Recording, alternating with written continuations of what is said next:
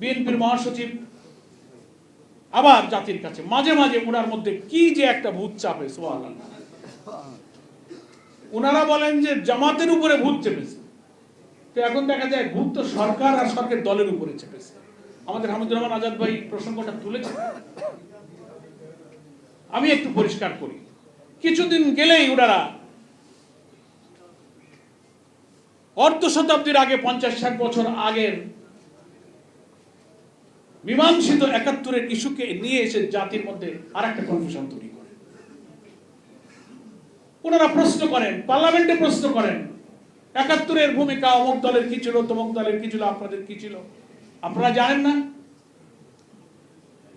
সেই পাকিস্তান আমলের সেই সময়কার রাজনৈতিক বাস্তবতায় অনেক রাজনৈতিক দল ভারতীয় আগ্রাসন থেকে বাঁচার জন্য কি ভূমিকা কোন দল পালন করেছিল, সেই দলের সেই সময়কার নেতৃবৃন্দ তার ব্যাখ্যা, তার বক্তব্য জাতির সামনে তারাই তখন দিয়েছে। তারা এখন অনেকেই দুনিয়াতে নেই। সে ব্যাখ্যা কারো পছন্দ হতে পারে, না হতে পারে, সেটা রাজনীতির বিতর্কের বিষয় হতে পারে। কিন্তু যে ভাষায় বাইরে এবং পার্লামেন্টে আপনারা কথা বলেন, প্রশ্ন করেন, তাহলে আমাদেরও তো প্রশ্ন আছে, সেই জবাবটা তো বিএনপিকে দিতে হবে। সেই জবাবটা দেন।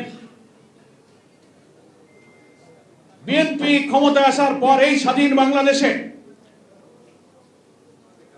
অন্তত 14-15 জন মন্ত্রী, এমপি, রাষ্ট্রপতি, প্রধানমন্ত্রী করেছিলেন, যারা পাকিস্তানের সময় পাকিস্তানের অখণ্ডতার পক্ষে ভূমিকা রেখেছিলেন।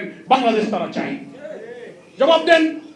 সে তালিকা পত্রিকায় মিডিয়ায় প্রকাশিত হচ্ছে, আমরা বলতে পারি না। আপনারা সেই সময় অখণ্ড পাকিস্তানের পক্ষে যারা পাকিস্তান ভাঙতে চাননি, এমন ব্যক্তিকে আপনারা রাষ্ট্রপতি করেছেন, প্রধানমন্ত্রী করেছেন, মন্ত্রী করেছেন, এমপি করেছেন। এই বিএনপির মধ্যেই তা আছে, তার তালিকা সোশ্যাল মিডিয়াতে ভাসছে। কেন করেছিলেন? জবাব দেন।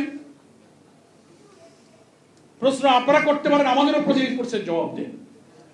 আরো প্রশ্ন যদি আমরা করি, অন্তত 20-22 বছর জামাত ইসলামের সাথে দেশনেত্রী বেগম খালেদা জিয়ার নেতৃত্বে আপনারা 4 দল, 18 দল, 20 দলীয় জোটের রাজনীতি করেছেন, লম্বা সময় রাজনীতি করেছেন।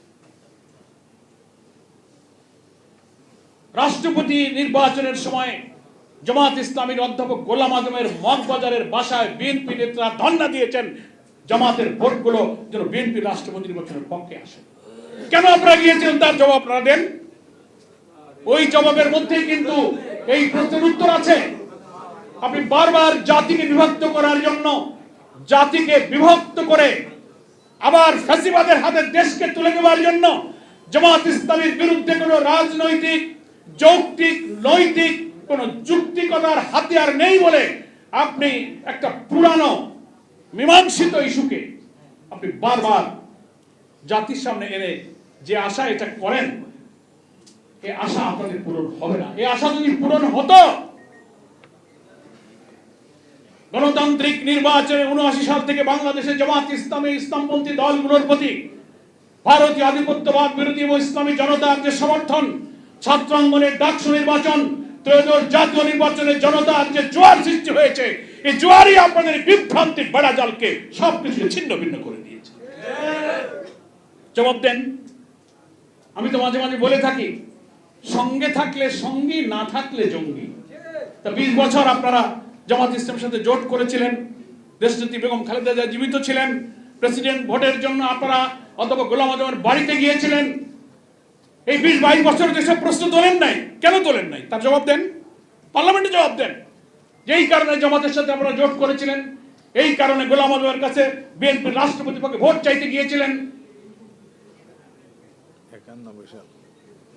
2001 সালে নিঃস্বার্থভাবে 2091 সালে নির্বাচনে বিএনপি সরকার গঠন করার জন্য সংখ্যাগরিষ্ঠ আসন পেল না। তখন জামাত ইসলামীর হাতে যে আসনগুলো ছিল, সেই আসন ছাড়া বিএনপি আর সরকার গঠন করতে পারে না।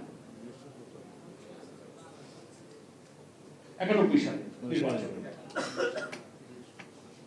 1991 সালে সেই নির্বাচনে জামাত ইসলামী নিঃস্বার্থভাবে বিএনপিকে সরকার গঠনে সাহায্য করলে। আমরা কোনো মন্ত্রী চাইনি, আমরা কোনো কর্পোরেশনের চেয়ারম্যান হতে চাইনি, কোনো ব্যাংকের চেয়ারম্যান চাইনি, কোনো স্বার্থ ছাড়া নিঃস্বার্থ এককভাবে আমরা বলেছিলাম ইসলামী জনতা এবং ভারতীয় আধিপত্যবাদ বিরোধী শক্তির পক্ষের একটা সরকার থাকুক। কেন গিয়েছিলেন? জবাব দেন, পার্লামেন্টে জবাব দেন। আপনি জামাতকে প্রশ্ন করেন, জামাতের প্রশ্নের জবাব দেন। সেদিন তার বিনিময়ে এক কাপ চা আমরা খাইনি। নিঃস্বার্থভাবে আপনারা ক্ষমতায় বসে দেশ শাসন করেছেন। দুর্ভাগ্যজনক, এখানে নতুন প্রজন্মের সাংবাদিকরা আছেন, সিনিয়ররা জানবেন, যেই 91-তে আপনারা ক্ষমতায় গেলেন, প্রধানমন্ত্রী হয়ে গেলেন, 91 থেকে 96 ক্যাম্পাসগুলোতে, চট্টগ্রাম, রাজশাহী, খুলনা, ঢাকা সমস্ত ক্যাম্পাসগুলোতে ছাত্র দলের ছেলেরা শিবিরের ছেলেদেরকে মারতে লাগলো, জবাই করতে লাগলো, খুন করতে লাগলো। এটাই কি বিএনপিকে সমর্থন দেওয়ার প্রতিদান? জবাব দেন।